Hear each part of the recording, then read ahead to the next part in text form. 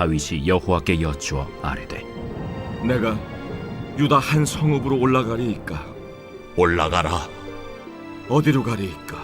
헤브론으로 갈지니라. 다윗이 그의 두 아내 이스라엘 여인 아히노암과 갈멜 사람 나발의 아내였던 아비가일을 데리고 그리로 올라갈 때에 또 자기와 함께한 추종자들과 그들의 가족들을 다윗이 다 데리고 올라가서 헤브론 각 성읍에 살게 하니라. 유다 사람들이 와서 거기서 다윗에게 기름을 부어 유다 족속의 왕으로 삼았더라. 어떤 사람이 다윗에게 말하여 이르되 사울을 장사한 사람은 길앗 야베스 사람들이니이다. 다윗이 길르앗 야베스 사람들에게 전령들을 보내 그들에게 이르되 너희가 너희 주 사울에게 이처럼 은혜를 베풀어 그를 장사하였으니 여호와께 복을 받을지어다. 너희가 이 일을 하였으니 이제 여호와께서 은혜와 진리로 너희에게 베푸시기를 원하고 나도 이 선한 일을 너희에게 갚으리니 이제 너희는 손을 강하게 하고 담대히 할지어다. 너희 주 사울이 죽었고 또 유다 족속이 내게 기름을 부어 그들의 왕으로 삼았음이니라. 사울의 군사령관 넬의 아들 아브넬이 이미 사울의 아들 이스보셋을 데리고 마하나임으로 건너가 길르앗과 아술과 이스라엘과 에브라임과 베냐민과 온 이스라엘의 왕으로 삼았더라. 사울의 아들 이스보셋이 이스라엘 왕이 될 때 나이가 40세이며 2해 동안 왕위에 있음이라. 유다 족속은 다윗을 따르니 다윗이 헤브론에서 유다 족속의 왕이 된 날수는 7년 6개월이더라.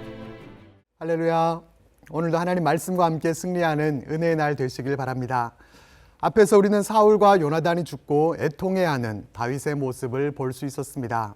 그리고 본문은 그 후에라는 말씀으로 시작이 되죠. 사울과 요나단이 죽고 난 후에, 그렇다면 이때는 어떤 때입니까?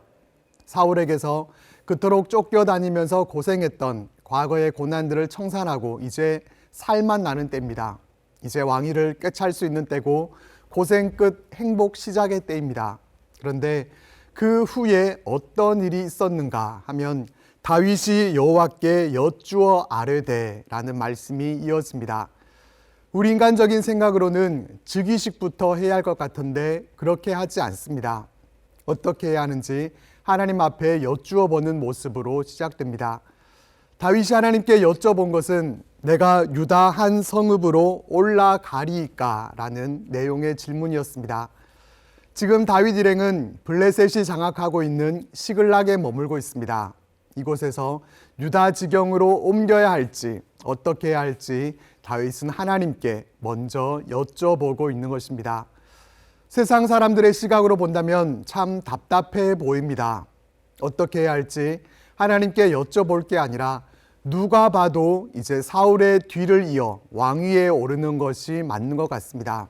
하나님께서 이미 다윗에게 오래전에 기름 부으시고 왕으로 세우시겠다고 하셨지 않습니까?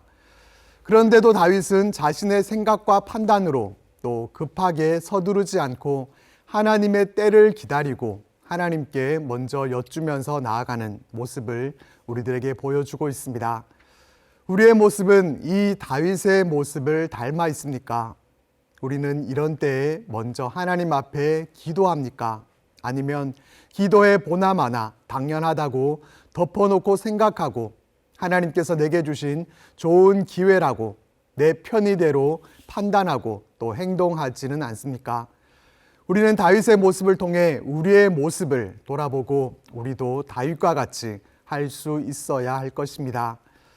다윗이 여쭈었을 때 하나님은 헤브론으로 가라고 말씀하십니다. 이 말씀을 따라 2절과 또 3절 말씀을 보면은 다윗은 그 아내들과 그와 함께한 추종자들과 그 가족들을 다 데리고 올라가서 헤브론 각 성읍에 살게 합니다. 4절 전반부를 보면은 이렇게 말씀하죠. 유다 사람들이 와서 거기서 다윗에게 기름을 부어 유다 족속의 왕으로 삼았더라. 헤브론에서 유다 사람들이 다윗을 왕으로 삼습니다. 여기서 주목해야 할 것은 다윗이 왕위에 올랐더라가 아니라는 점입니다. 그는 스스로 왕이 되려 한 적이 없었습니다.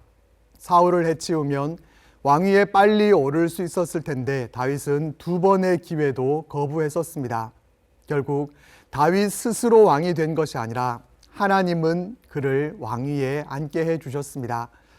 그러면 이제 즉위식 잔치도 하고 그래야 될 것 같은데 다윗이 왕이 되고 난 후에 보고받은 첫 내용이 나옵니다. 4절 후반부를 보면은 어떤 사람이 다윗에게 말하여 이르되 사울을 장사한 사람은 길르앗 야베스 사람들이니라 하매라고 말합니다. 4절 후반부는 이런 내용이 아니라 온 유다 사람들이 왕은 만세수를 하옵소서 하며 왕을 축복하였더라. 온 백성들이 함께 잔치를 하며 기뻐하고 즐겼더라. 이런 내용이 나와야 할 것 같은데 어떻게 보면 전혀 중요하지도 않고 불필요한 얘기를 하고 있는 것 같습니다. 이에 대한 반응이 어떠한지를 보면 다윗이 어떤 사람인지를 또 엿볼 수가 있을 텐데 다윗은 어떻게 합니까? 5절 말씀을 읽어보겠습니다. 다윗이 길르앗 야베스 사람들에게 전령들을 보내 그들에게 이르되 너희가 너희 주 사울에게 이처럼 은혜를 베풀어 그를 장사하였으니 여호와께 복을 받을지어다.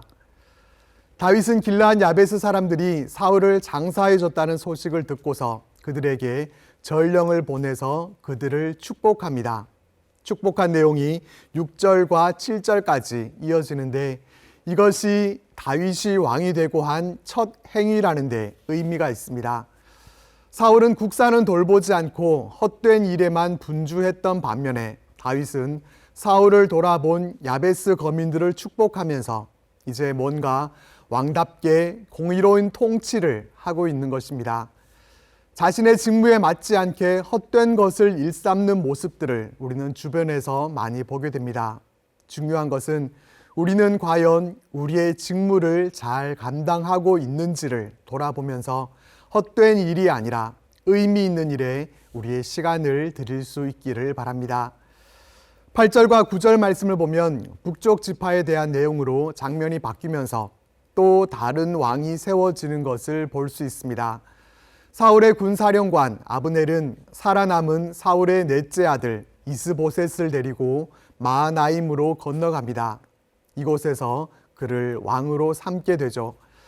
다윗이 왕이 되는 모습과 또 이스보셋이 왕이 되는 모습을 비교해 보면 어떤 차이가 있습니까?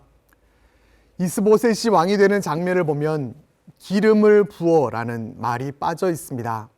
그러니까 다윗은 하나님의 뜻하심 가운데 하나님께서 세우신 왕이었던 반면에 이스보셋은 아브넬의 옹립으로 세워진 왕이었습니다. 10절과 또 11절에는 아브넬과 다윗의 재위 기간에 대해 말씀해 주는데 얼마나 다스렸느냐 하는 것보다 중요한 것은 하나님의 기름 부으심이 있는가 하는 것입니다. 우리의 삶 가운데는 하나님의 기름 부으심이 있습니까? 나는 내 의지대로 살아가는 이스보셋은 아닙니까? 우리의 삶을 돌아보면서 하나님의 기름 부으심이 있는 삶으로 하나님께서 함께 하시고 이끌어 주시는 복된 삶으로 나아갈 수 있기를 바랍니다. 오늘 말씀을 통해서 우리는 하나님의 때를 기다리며 하나님께 먼저 여쭈어 보는 모습이 우리에게 있는지, 또 우리의 직무를 따라 중요한 일에 우리의 시간을 드리고 있는지, 하나님의 기름 부으심이 있는 우리의 삶인지를 돌아보면서 오직 하나님의 이끄심 가운데 잠잠히 순복하며 나아가는 복된 우리 모두의 삶이 되시기를 바랍니다. 기도드리겠습니다. 하나님, 우리가 어떠한 때든지 하나님 앞에 먼저 여쭤보는 우리의 삶이 될 수 있도록 하나님 인도하여 주옵소서. 우리에게 주신 직무들을 우리가 헛되이 감당치 않고 열심으로 잘 감당할 수 있도록 도와주시고 다윗과 같이 하나님의 기름 부으심 가운데 모든 일들을 잘 행할 수 있도록 선하신 하나님과 오늘 하루도 동행하는 복된 하루 될 수 있도록 인도하여 주옵소서. 예수님 이름으로 기도드립니다. 아멘.